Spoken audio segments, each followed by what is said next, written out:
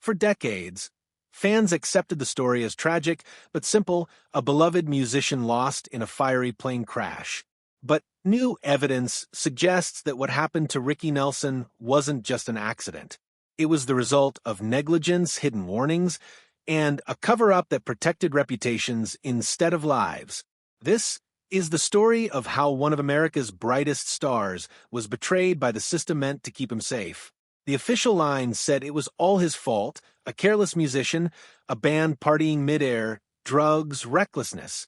But in truth, that narrative was written not by investigators, but by powerful people desperate to protect themselves.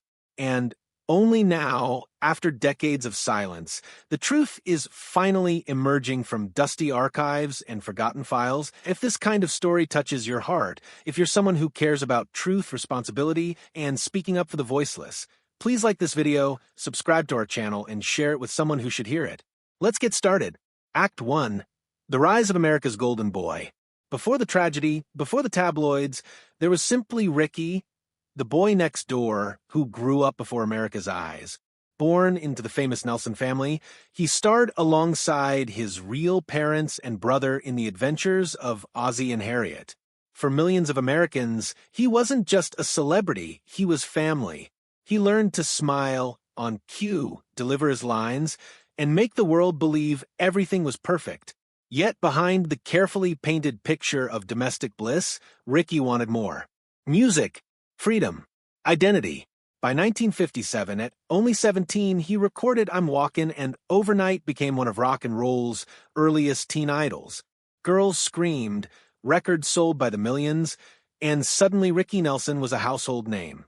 But while Elvis had swagger, Ricky had sincerity, and America loved him for it. He was polished, charming, polite, the kind of star parents trusted and teenagers adored. But fame that bright casts long shadows. His life, carefully managed by his parents and publicists, left little room for rebellion. Behind the gentle smile was a boy craving control over his own destiny. Act 2. From teen idol to troubled artist. As the 60s dawned, Ricky Nelson, now Rick, shedding the white to appear grown, faced a new challenge. The Beatles had arrived. His clean-cut image suddenly felt outdated. Record sales dropped, radio stations moved on, and the former golden boy found himself fading from the spotlight.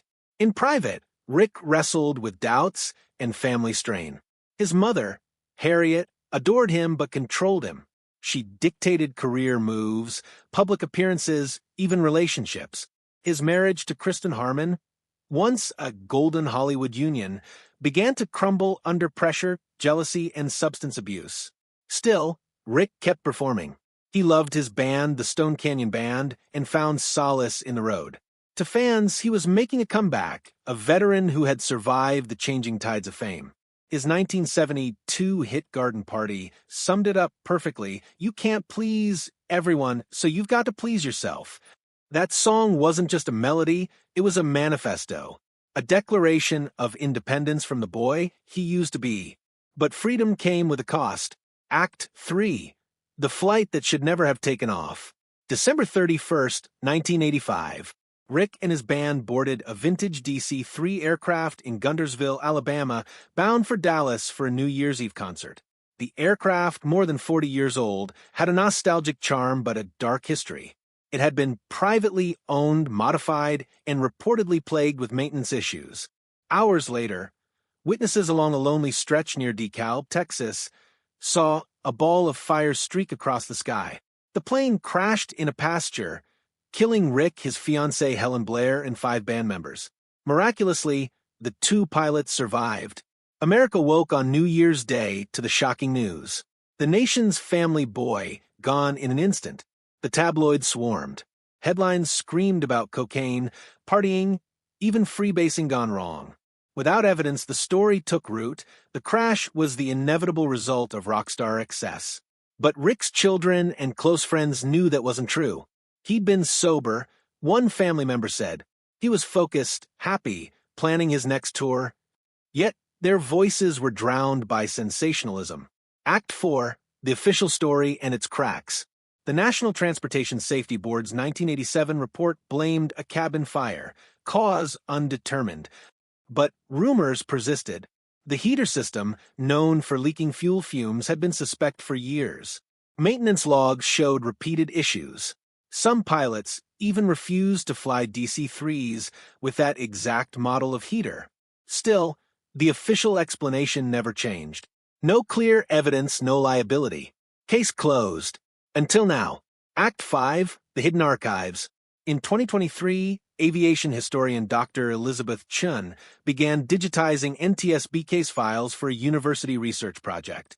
Among thousands of faded microfilms, she found something strange: handwritten notes, not included in the public release, attached to the Nelson crash docket. One page stood out. It read, "Heater unit shows non-compliant repair, unapproved material used, high probability of fuel leak and ignition hazard. Recommend grounding until corrected." Dated 3 months before the crash. Signed by a maintenance inspector. Dr. Chun was stunned. This wasn't pilot error, she said. It was an accident waiting to happen. The DC-3 had undergone a heater modification with unauthorized materials, rubber hoses not designed for aviation fuel temperatures. The repairs were known, logged, and ignored. And when the plane took off that December day, it was effectively a flying time bomb. Act 6, the negligence nobody wanted to admit. Why didn't investigators pursue this lead? Why was it omitted from the final report? According to internal correspondence recovered by Dr. Chun, one investigator recommended revisiting maintenance oversight. But shortly afterward, the line of inquiry vanished. A retired FAA engineer later admitted, there was pressure to avoid a conclusion that would implicate maintenance oversight. It was easier to suggest pilot or passenger error. In other words, blaming the dead was safer than blaming the system. Insurance companies, aircraft owners, and federal regulators all had something to lose. Acknowledging that the heater system was fatally flawed could have opened lawsuits and grounded dozens of aircraft. So the story shifted. The tabloids did the rest: drugs, freebasing, rock star recklessness. A character assassination to cover an institutional failure. Act 7, The Surviving Pilots and the Silence.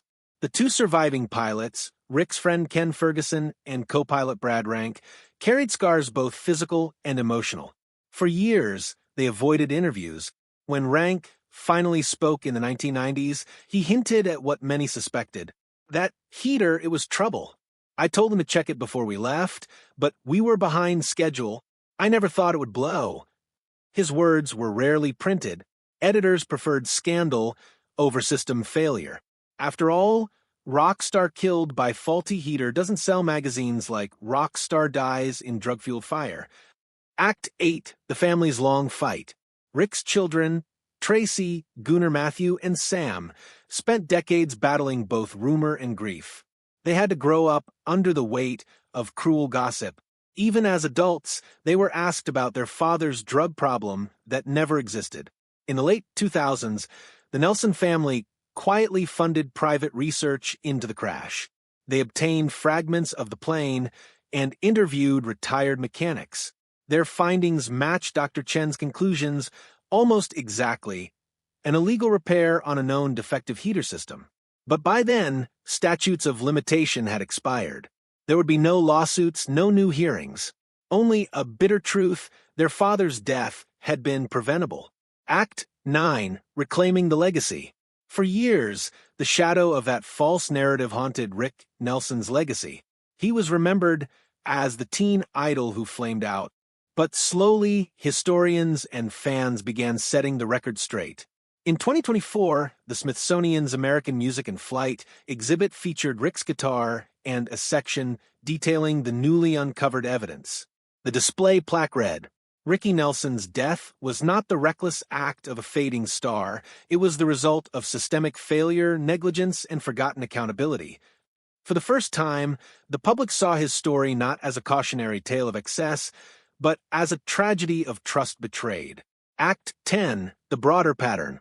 Aviation experts now point to Nelson's case as part of a wider issue. During the 1980s, vintage planes operated privately often modified without full certification oversight.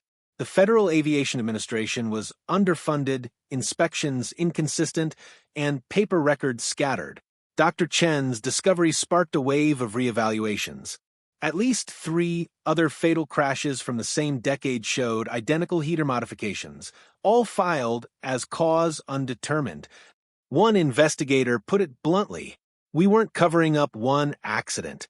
We were covering up a pattern." Act 11, The Price of Silence. To this day, many of those involved remain unnamed. Some are deceased, others refuse to comment. But the paper trail speaks clearly. Handwritten notes, memos, and inspection reports that should have grounded the plane permanently. It's one thing for a star to fall because of his choices. It's another for him to die because others hid the truth. The silence protected reputations but destroyed trust. It robbed fans of closure, a family of peace, and a good man of his dignity. Act 12, revisiting the man behind the myth. Who was Ricky Nelson, really? Not the tabloid caricature, not the rock cliché. He was shy, kind, thoughtful, a perfectionist who cared deeply about his craft. He raised his children to value privacy and kindness, even when fame made both nearly impossible. Friends recall him as humble, even self-doubting. He'd still blush when people called him a star. One bandmate said, "He never believed the hype. He just wanted to play music." And that's what makes his story so tragic. A man who spent his life trying to prove he was more than a pretty face ended up defined by lies told after his death. Act 13, The Final Revelation.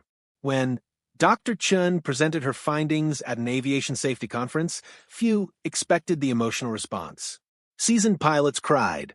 Reporters gasped.